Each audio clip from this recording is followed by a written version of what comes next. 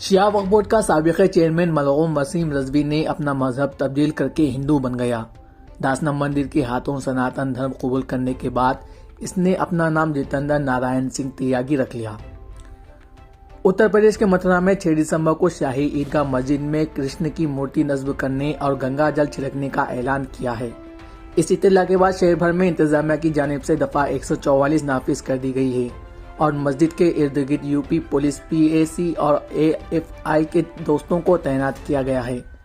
अयोध्या में बाबरी मस्जिद की जगह पर मंदिर की तामीर के आगाज के बाद हिंदू तंजीमों के हौसले बुलंद हैं और अब इनकी नजरें दूसरे मुतनाज़ा मजहबी मुकामात को हासिल करने पर हैं। हिंदुस्तान में ओमिक्रॉन के केसेस बढ़कर 21 हो गए हैं। राजस्थान के जयपुर में 9 अफराद कोविड-19 के नए किस्म से मुतासिर पाए गए।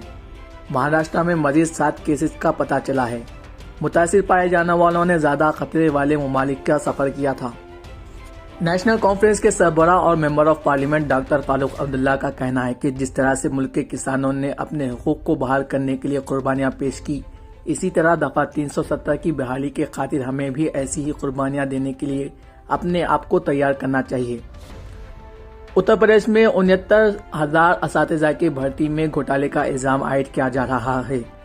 उम्मीदवारों ने भर्ती के अमल पर सवालात उठाते हुए इसके खिलाफ हफ्ते को शाम लखनऊ में वजीर आला की रिहाइशगाह की तरफ कैंडल मार्च निकाला, लेकिन इन्हें आगे बढ़ने से रोकने के लिए पुलिस ने लाठीचार्ज का इस्तेमाल किया, जिसके बाद अपोजिशन लीडरान यूपी सरकार पर ज़बानी हमलावर हैं।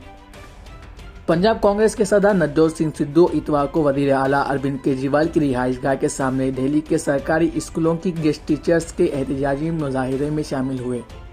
पंजाब में होने वाले असेंबली इंतखाबात में कांग्रेस और आम आदमी पार्टी के माबेन कांटे की टक्कर समझी जा रही है और यही इंतखाबी सरगर्मी कल दिल्ली में देखने को मिली।